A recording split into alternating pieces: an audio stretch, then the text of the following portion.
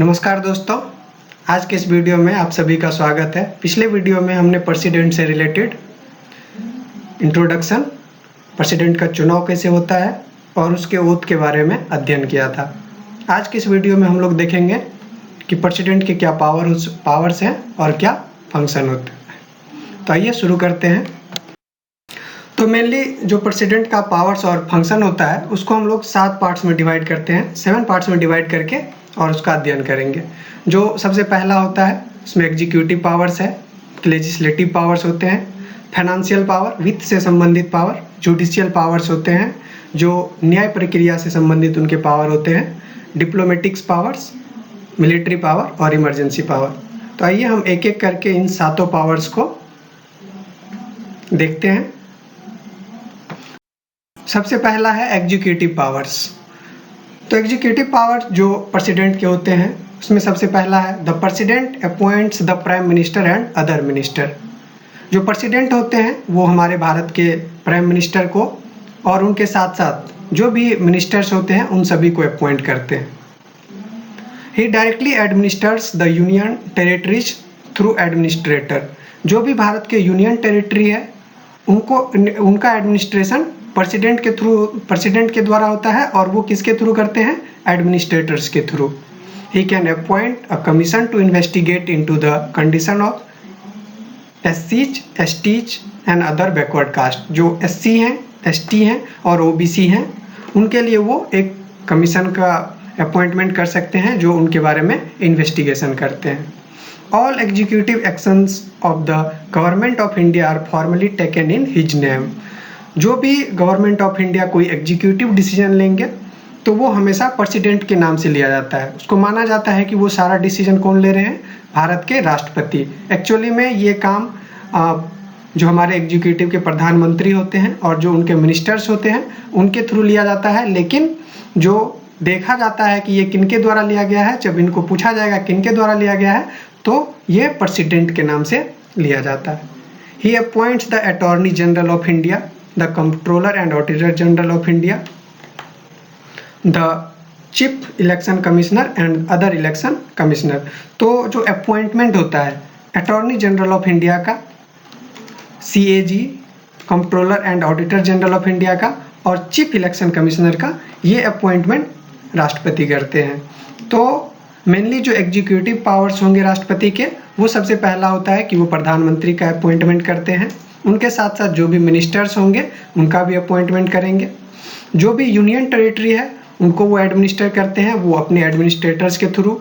SC, ST, OBC के लिए अगर कमीशन बनाना है तो वो अपॉइंट करते हैं राष्ट्रपति। और जो भी भारत सरकार कोई भी एग्जीक्यूटिव डिसीजंस लेंगे तो वो राष्ट्रपति के नाम से लिया जाएगा। अपॉइंटमेंट का बात करेंगे तो यहाँ से बहुत सारे क्वेश्चंस आते हैं। अटॉर्नी जनरल का अपॉइंटमेंट हो, कंट्रोलर एंड ऑडिटर जनरल का अपॉइंटमेंट हो और चीफ इलेक्शन कमिश्नर का अपॉइंटमेंट हो, ये सारे अपॉइंटमेंट राष्ट्रपति करते हैं। अगला है लेजिस्लेटिव पावर्स। देखिए जो लेजिस्लेटिव पावर है, जो हमारा पार्लियामेंट है, राष्ट्रपति उसके अभिन्न अंग होते हैं। पार्लियामेंट में जब हम लोग देखते हैं तो उसमें बिना राष्ट्रपति के किसी भी एसेंट के कोई भी बिल एक्ट नहीं बन सकता है। तो जो लेजिस्लेटिव पावर्स होते हैं राष्ट्रपति के, आइए उनको देखते हैं। ही कैन समन और prorogue the parliament and dissolve the Lok Sabha. देखिए वो पार्लियामेंट को समन कर सकते हैं, प्रोरोग्यू कर सकते हैं और इवन लोकसभा को डिजॉल्व कर सकते हैं। जो 5 साल बाद हमारे लोकसभा के इलेक्शन होते हैं तो उस टाइम जो डिजॉल्व करते हैं वो प्रेसिडेंट करते हैं। राज्यसभा को डिजॉल्व नहीं किया जा सकता है क्योंकि वो जो है राज्यसभा कभी भी डिजॉल्व नहीं होता है। उसका केवल कुछ जो मेंबर्स होते हैं वो रिटायर करते हैं और जितने मेंबर्स एक बार रिटायर करेंगे उतने मेंबर्स फिर से ज्वाइन करेंगे। All bills passed by the parliament can become laws only after receiving the assent of the president. देखिए कोई भी बिल जो पार्लियामेंट में पास होगा वो तब तक लॉ नहीं बन सकता है जब तक उसको प्रेसिडेंट का एसेंट नहीं मिल जाए, स्वीकृति नहीं मिल जाए। जब प्रेसिडेंट उसको स्वीकृति प्रदान करेंगे तभी कोई बिल लॉ बन सकता है।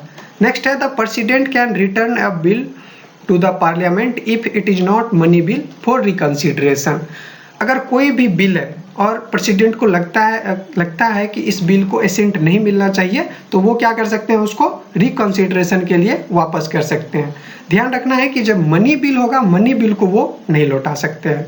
क्यों? मनी बिल जब लाया जाता है संसद में तो वो प्रेसिडेंट के प्रायर परमिशन से लाया जाता है। पहले ही प्रेसिडेंट का परमिशन लिया जाता है कि मनी बिल लाया जाए या नहीं। अगर प्रेसिडेंट वहाँ पर परमिशन देते हैं तभी मनी बिल आता है, तो मनी बिल को वापस करने का ऐसा कोई बात फिर नहीं रह जाता है। When after reconsideration the bill is passed and presented to the president with or without amendments, the president is obliged to assent it. अब देखिए, अगर प्रेसिडेंट के पास कोई बिल गया और प्रेसिडेंट क्या किए, उस बिल को वापस पार्लियामेंट को भेज दिए, और फिर जब वापस पार्लियामेंट को मिल रहा है, पार्लियामेंट ने उसको रिकंसिडर किया और फिर उसके बाद दोबारा पार्लियामेंट ने अगर उस बिल को पास करके प्रेसिडेंट को भेजा है, तो उस केस में प्रेसिडेंट को उस बिल को एसेंट देना पड़ेगा। तो लेजिस्लेटिव पावर्स मेनली क्या होता है, जो लोकसभा होता है, जो राज्यसभा होता है, इस दोनों को सम्मन और प्रोरोग्यू कर सकते हैं प्रेसिडेंट। और लोकसभा को जब उसमें वैसा समय आता है तो उसको डिजॉल्व कर सकते हैं। कोई भी बिल जब उसको लॉ बनना है तो उससे पहले पार्लियामेंट से पास होना जरूरी है, और उसके बाद फिर राष्ट्रपति का एसेंट मिलना जरूरी है। फिर अगर कोई बिल राष्ट्रपति को लगता है कि इसको वापस करना चाहिए तो वो वापस कर सकते हैं, केवल वो मनी बिल नहीं होना चाहिए। और फिर जब वो बिल फिर दोबारा से पार्लियामेंट में पास होकर के एसेंट के लिए राष्ट्रपति के पास जाते हैं, तो उस बिल को वापस नहीं किया जा सकता है, उसको एसेंट मिल ही जाएगा। नेक्स्ट है फाइनेंशियल पावर, वित्त से संबंधित जो राष्ट्रपति के पावर है, तो सबसे मेन है money bills can be introduced in the parliament only with prior recommendation of the president.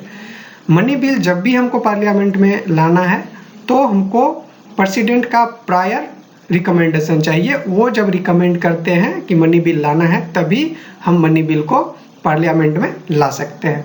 No demand for grant can be made except on his recommendation. किसी भी डिमांड को ग्रांट बनने के लिए कभी भी सबसे पहले राष्ट्रपति का रिकमेंडेशन जरूरी होता है। He can make advances out of the contingency fund of India to meet any unforeseen expenditure. जो भारत का आकस्मिक निधि होता है, जिसमें हम लोग ऐसा धन रखते हैं कि कोई ऐसा सिचुएशन आ गया जिसको हमने पहले से नहीं सोच रखा था। कोई आपदा आ गया, या कहीं पे बहुत बड़ी दुर्घटना हो गई, या अभी कोई ऐसा सिचुएशन आ गया आकस्मिक, तो उस आकस्मिक निधि से केवल वो राष्ट्रपति ही पैसा निकाल सकते हैं। He constitute a finance commission after every 5 years to recommend the distribution of revenues between the center and the state। ये सबसे इम्पोर्टेंट है। जो राष्ट्रपति होते हैं वो प्रत्येक 5 साल बाद क्या करते हैं, एक फाइनेंस कमीशन को कंस्टिट्यूट करते हैं। और इस फाइनेंस कमीशन का क्या काम होता है, ये रेवेन्यू को सेंटर और स्टेट में किस प्रोपोर्शन में बटेगा, कितना पैसा सेंटर को मिलना और कितना पैसा स्टेट को मिलेगा, ये काम हमेशा कौन करता है, फाइनेंस कमीशन। और इस फाइनेंस कमीशन को कंस्टिट्यूट करते हैं राष्ट्रपति प्रत्येक 5 साल पर। तो वित्त से संबंधित पावर जो थे राष्ट्रपति के, वो हम लोगों ने देख लिया। कोई भी मनी बिल पास होगा अगर पार्लियामेंट में आता है तो सबसे पहले उसको प्रायर रिकमेंडेशन चाहिए राष्ट्रपति का। किसी भी डिमांड ऑफ ग्रांट के लिए भी आपको प्रायर रिकमेंडेशन चाहिए। अगर कंटिजेंसी फंड से कोई धन निकालना है तो वो प्रेसिडेंट निकालेंगे, और जब भी फाइनेंस कमीशन को कंस्टिट्यूट करना होगा तो कौन करेंगे, राष्ट्रपति करेंगे। नेक्स्ट है जुडिशियल पावर, न्याय से संबंधित जो राष्ट्रपति के पावर होते हैं, ये उसको देखते हैं। The president appoints the chief justice and the जज of the supreme court and high courts. तो जो सुप्रीम कोर्ट के चीफ जस्टिस होंगे उसका अपॉइंटमेंट प्रेसिडेंट करेंगे। चीफ जस्टिस के अलावा और भी सुप्रीम कोर्ट के जो जजेज होंगे उनका अपॉइंटमेंट प्रेसिडेंट करेंगे। किसी भी हाई कोर्ट का जो जज होंगे उनका भी अपॉइंटमेंट प्रेसिडेंट करेंगे। तो अपॉइंटमेंट चाहे चीफ जस्टिस ऑफ इंडिया का हो, या सुप्रीम कोर्ट के दूसरे जजेज का हो, या हाई कोर्ट के जजेज का हो, ये कौन करेंगे, प्रेसिडेंट करेंगे। He can seek advice from the supreme court on any question of law और फैक्ट। अगर किसी लॉ पर या किसी फैक्ट पर प्रेसिडेंट को कोई एडवाइस चाहिए तो वो सुप्रीम कोर्ट से मांग सकते हैं। अब देखिए, however the advice tendered by the supreme court is not binding on the president. अब कोई एडवाइस अगर सुप्रीम कोर्ट प्रेसिडेंट को दे रहे हैं कि इस केस में इस तरह से चलना चाहिए, तो प्रेसिडेंट पे ये चीज़ बाइंडिंग नहीं होता है, ज़रूरी नहीं है कि प्रेसिडेंट उसको मानेंगे। और सबसे इम्पोर्टेंट जो जुडिशियल पावर होता है वो क्या होता है, he can grant pardon, respite and remission of punishment और सस्पेंड, रिमिट और commute the sentence of any person convicted of any offence. अगर किसी भी पर्सन को किसी भी ऑफेंस के लिए सज़ा मिलता है तो राष्ट्रपति उसको क्षमा कर सकते हैं। तो ये सबसे बड़ा पावर होता है, जुडिशरी में सबसे ऊपर राष्ट्रपति होते हैं। अगर उनको लगता है कि किसी को भी किसी पनिशमेंट के लिए सज़ा नहीं मिलना चाहिए तो वो उनको पार्डन कर सकते हैं या उनको बाकी अलग तरह से कम कर सकते हैं या और भी अलग तरीका। अब देखिए डिप्लोमेटिक पावर्स। तो जो राष्ट्रपति के डिप्लोमेटिक पावर्स होते हैं उसके बारे में देखते हैं। The international treaties and agreements are negotiated and concluded on behalf of the president. जो भी हमारे इंटरनेशनल ट्रीटीज हो गए इंडिया और किसी भी दूसरे कंट्री से, वो निगोशिएट किया जाएगा या आफ्टर नेगोशिएशन अगर उस पर बात बन जाती है तो कंक्लूड किसके बिहाफ पे किया जाएगा, प्रेसिडेंट के बिहाफ पे। और दूसरा डिप्लोमेटिक पावर क्या होता है, the president represents India in international forums. अब कोई भी इंटरनेशनल फोरम हो, चाहे यूनाइटेड नेशन हो या कोई और दूसरा इंटरनेशनल फोरम हो, वहाँ पर प्रेसिडेंट ही इंडिया को रिप्रेजेंट करते हैं। मीन्स इंडिया और प्रेसिडेंट एक चीज़ होता है किसी भी इंटरनेशनल फोरम में। The president represents India in international forums and affairs and sends and receives diplomats. हमारे देश का डिप्लोमेट जो राजदूत होंगे किसी देश में, उसको सेंड कौन करेंगे, प्रेसिडेंट करेंगे। और किसी दूसरे देश के जो डिप्लोमेट्स इंडिया में रहेंगे तो उसको रिसीव भी प्रेसिडेंट ही करेंगे। तो मेनली डिप्लोमेटिक पावर्स में हमको दो देखना है कि कोई भी इंटरनेशनल ट्रीटी होगा, चाहे उसका निगोशिएशन हो चाहे उसका कंक्लूजन हो, वो प्रेसिडेंट के बिहाफ पे होगा। अगर भारत को किसी भी इंटरनेशनल फोरम पे रिप्रेजेंट करना है तो वो प्रेसिडेंट रिप्रेजेंट करेंगे। अब वो पर्सनली नहीं चाहेंगे, वो उनके लिए वहाँ पर डिप्लोमेट्स होंगे या फिर जो भी होंगे, लेकिन प्रेजेंट कौन करेंगे, प्रेसिडेंट करेंगे। किसी भी दूसरे देश में अगर हमको राजदूत भेजना हो या किसी दूसरे देश से हमको डिप्लोमेट्स रिसीव करना हो तो ये कौन करेंगे, प्रेसिडेंट करेंगे। नेक्स्ट है मिलिट्री पावर। जो हमारा मिलिट्री पावर्स है तो उसके लिए the president is the supreme commander of the defence forces of India. Bharat का जो डिफेंस फोर्सेस है उसका सुप्रीम कमांडर प्रेसिडेंट होता है। मीन्स जो सबसे बड़ा कमांडर होगा वो प्रेसिडेंट होगा।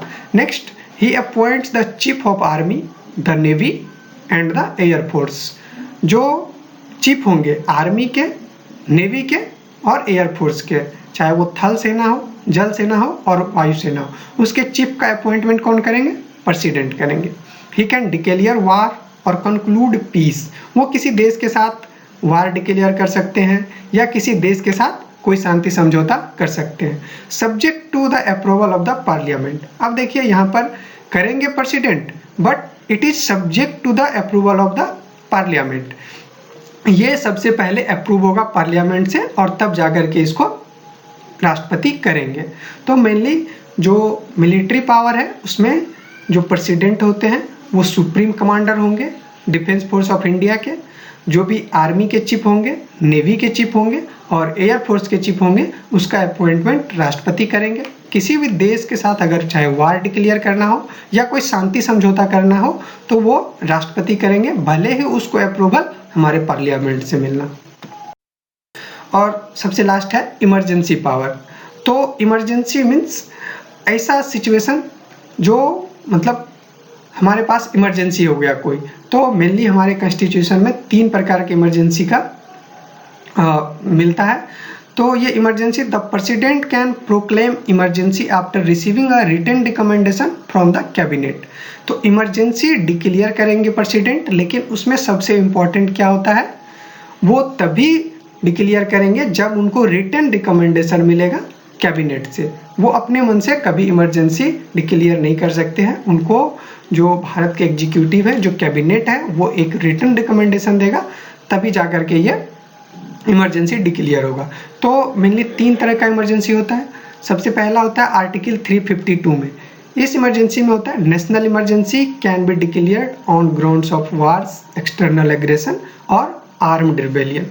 तो जो नेशनल इमरजेंसी होता है ये किस ग्राउंड्स पे हो सकता है? अगर मान के चलिए किसी दूसरे देश ने हम पे अटैक कर दिया या किसी दूसरे देश से हमारा वार चल रहा है, तो उस केस में ये नेशनल इमरजेंसी हो सकता है। कोई एक्सटर्नल एग्रेशन है या फिर किसी हमारे देश के ही किसी जगह पर आर्म्ड रिबेलियन हो जाता है, लोग रिबेलियस हो जाते हैं और मान के चलिए वो हथियारों के साथ जमा हो रहे हैं, तो उस केस में हम लोग नेशनल इमरजेंसी डिक्लेयर कर सकते हैं। नेक्स्ट है आर्टिकल 356।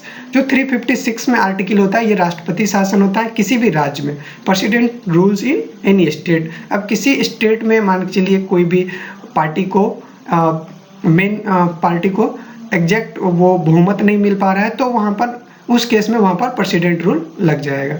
और नेक्स्ट है आर्टिकल 360 फाइनेंशियल इमरजेंसी। मान के चलिए इंडिया के पास कभी ऐसा सिचुएशन आता है कि उनके पास इनफ फाइनेंस नहीं हो, इनफ पैसे नहीं हो, तो उस केस में फाइनेंशियल इमरजेंसी लगेगा और ये आर्टिकल 360 में लिखा हुआ है। तो आज के वीडियो में इतना ही। Thank you for listening.